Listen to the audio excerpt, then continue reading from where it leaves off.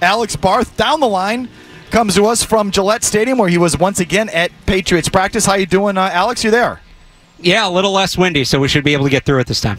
Excellent. Okay, what were your impressions of Judon today? How he carried himself on the field, what went on the field, and how Gerard Mayo handled it before practice? Yeah, it was on Judon. It was all pretty uneventful. I mean, the one big change was instead of walking up the steps where the players usually walk up, he came up the back way through the second practice field, which guys do from time to time. That's not that unusual. Brady used to do that. But besides that, it was pretty much business as usual. He was a full participant. It was a non-padded practice, so to me, the stakes really ramp up tomorrow. And if this is about long-term security, is he going to want to do full contact, risk injury when his contract is uncertain? But he more or less went about his business today. As for Mayo before practice, I thought the interesting comment there, so he mentions that they met, they had a good meeting. He says we're moving forward. That could be interpreted any number of ways. Last time we were on, I was on with you, Mike, the other day. We kind of talked about what exactly is the path back. Yes, it would be great if they can have him on the field. He's one of their best players. But how do they do that after what transpired earlier this week? And it kind of feels like it might be just forget about it, right? Like, let's just pretend it didn't happen. At least that was kind of the vibe today. So was there more juice out of the team today? And if not on the field, because, again, they're not padded, but then, maybe off? Because, again, it looks like Judon's back in the fold. I saw Josh Uche said you definitely want to be appreciated. You definitely want to be respected. Definitely want to be valued. I understand the emotional component behind it. So I want to know, Alex, do you get the vibe that his teammates appreciate Matthew Judon? He's that big of a leader that they're pumped he is probably going to be back. Yeah, definitely. I think there was an edge to the defense. Some of that, too, they worked in red zone today, which is always that ups the intensity level a little bit. But it definitely felt like there was a little something more from the defense today in practice. Do you think it's salvageable? Do you think he's on the team this year? The fact that he was back out here today and it makes me think yes. Because I don't know if this sounds dumb. Like, if you can get through one day, you can start to build back towards it. I don't think it's a guarantee, but I feel a lot better about it now than I did 24 hours ago. Okay, again, Alex Barth joining us from Gillette. Second big question, how did Drake May look today? He had a better day. He had a better day, and that's kind of weird because usually red zone is a tough spot for a young quarterback. The space shrinks, everything's happening quicker, but especially his first red zone drill, 11 on 11, we saw the Drake May that, from the first couple days you were optimistic, and from just what we saw in college where he's throwing off platform, the ball has a ton of zip on it, he's fitting in tight windows, he's getting creative. Now, he's got to build on this. One day doesn't make him a success, just like one or two bad days doesn't make him a failure, but he definitely turned the arrow today, and it felt like maybe started to turn a corner. Do you think they did anything to help him? Meaning, was it in a vacuum, he just played better? Or do you think that he was put in a better position? Was he playing with different players? Did the plays not break down like they had been, etc.? I do wonder if on the off day, just a chance to recollect himself and maybe go over some film, things like that. He wasn't, maybe a little more with the starting wide receivers, but the veteran wide receivers didn't always help him. Juju Smith-Schuster dropped what was one of his best throws of the day, honestly. But I think that helped him, and not being in pads certainly helps, too. It's always easier when you don't have full contact. So that's why now, to me, the story is, all right, he's looked good when pads aren't on. He struggled in the two padded practices. I would imagine pads are back on tomorrow. Let's see if he can pick up where he left off today, and maybe just that reset, a day off, a non-padded practice, he was able to kind of collect himself and now can move forward. Alex, is he noticeably meshing with any particular wide receiver? I only ask because I was telling Mike this off the air. Last night I decided to do a little exercise and look at other camps and how rookie quarterbacks are faring at theirs. And it seems like it helps if you have a stud wide receiver. Like, for example, in New Orleans, right. Spencer Rattler is meshing with Chris Olave. Olave's kind of a stud, but you know what I mean? Is there anyone that May is meshed with that you've seen? I think he's had good chemistry with both the young receivers, both Jalen Polk and Javon Baker. Now, he hasn't gotten to work with them a ton because he's been with that second unit, but some of his better throws have been to those guys. There's just a little bit more chemistry. The timing routes are just a little bit more crisp when he's with those two guys. Anybody else? He did have one really good throw to Tyquan a couple days ago, and Tyquan Thornton's kind of started to build some momentum here, but I would say mainly the young guys there. How has Jacoby Brissett looked a week in? Steady. It's been the same thing day in and day out, and he looked, good. It's nothing mind-blowing, but The offense is functioning with him out there. You don't really look at it and say, what are they doing? They look far away, anything like that. When he has a clean pocket, he's delivering the ball on time. He's putting it in the right spot.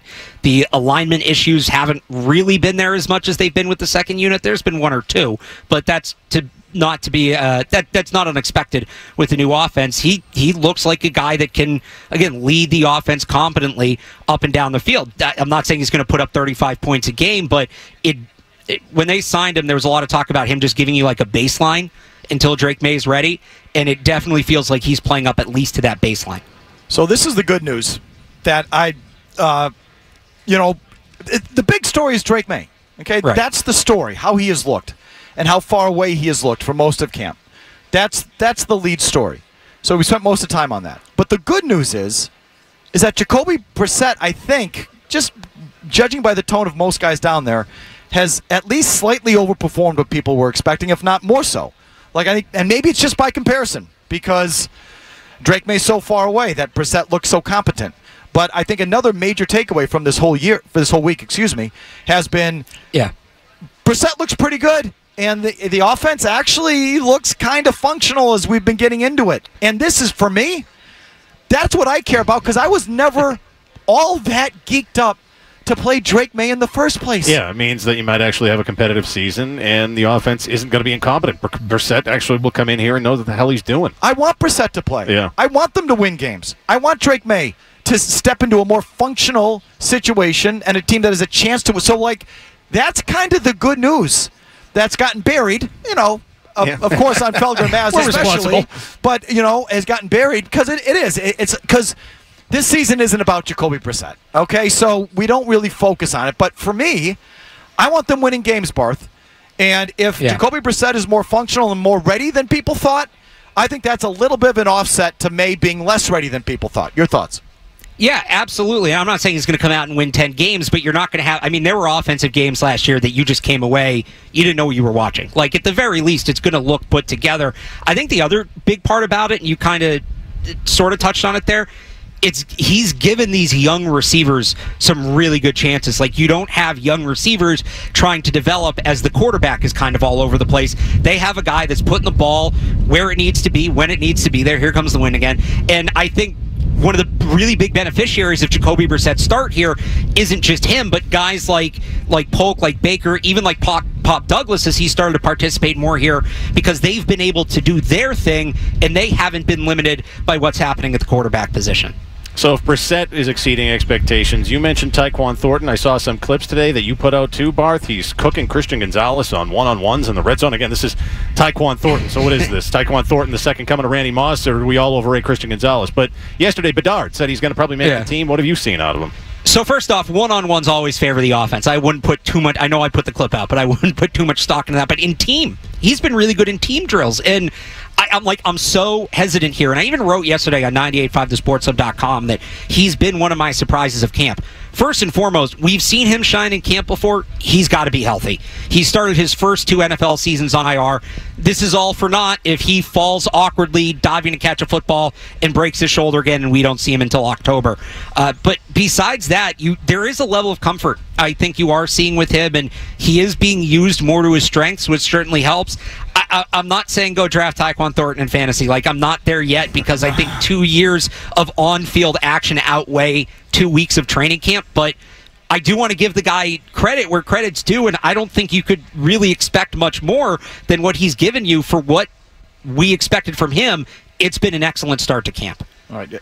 You are in no danger of having me go out and draft Tyquan Thornton in fantasy football. That's no threat there. Alex, how has Christian Gonzalez looked? He's been up and down. He's had a couple days where he looked locked down, but he's also had a couple days where he's been beat a few more times than you want. And I don't know if that's him trying new things.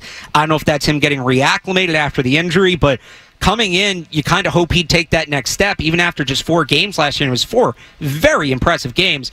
But you kind of hope he'd take that next step and give them a blue-chip player in the secondary so they could essentially, it's starting to cut down now, ideally blue-chip player at each level, Christian Barmore, Matthew Judon, Christian Gonzalez. Obviously, that hasn't worked out. We'll see what happens when we get to game action and things like that, but it isn't quite taking that year 2 leap You hope he would the way he would. If anybody's done it, it's Keon White. He's been excellent. Christian Gonzalez still looks like a little bit of a feeling out process. See how I started with Gonzalez, though? Yeah. There's just a knack on this program to sort of figure out who's not quite there and start with that. Yeah, I mean, that was a long way of Alex saying 4-game fluke. That's all I heard. We're not doing that, but a lot's riding on him, Alex. Yeah. I mean, no, like, you're not wrong. Like, they need him to be that guy. And again, you look at the receivers he faced last year in those 4 games: A.J. Brown, Garrett Wilson, Tyreek Hill, CeeDee Lamb. But that's the thing. You saw that in a lot of the pictures of the defense were painted off of you getting that guy, that kind of performance, and that's not the guy we've seen through the start of camp. So it certainly is notable. Okay. What else do we need to know before we let you go? I would say Ramondre Stevenson's looked good. We've talked a lot about how this is a team that's going to run the ball quite a bit. He's had a really good start. He looks a little bit faster, a little bit more bursty, which will play well in this offense. It's kind of been quiet because you don't talk a lot about the run in these training camp settings, but I think he's had one of the stronger starts to camp on the offensive side of the ball. Okay. Thanks, Alex. We appreciate it. Thanks, Alex. No problem. Anytime, guys. Catch Alex Barth at 985thesportshub.com and other avenues for his daily reports down there at Patriots training camp. Any thoughts, Murray? You're smirking. I don't like what he had to say about Christian Gonzalez because, again, he always tries to cushion it a little bit because, Alex is a very positive guy, and I like that about him. It's good counter to, at least this show in our program. Well, no, but when he says someone's up and down. Yeah, that means down. That means that means he's kind of looking like crap. Yeah, that's his way of saying it. And so much. Look, they're going to try to win games on defense, and so much of it hinges on Christian Gonzalez. High expectations because of how he looked before he went down with that injury in Dallas. I don't like what I heard there. Yeah, no, I don't know how you could. If you like that clip, check out more videos from Felger and Mazz here. For more Patriots analysis and opinion, hit this playlist. And for all the latest from the Sports Hub, download the app at 985thesportshub.com.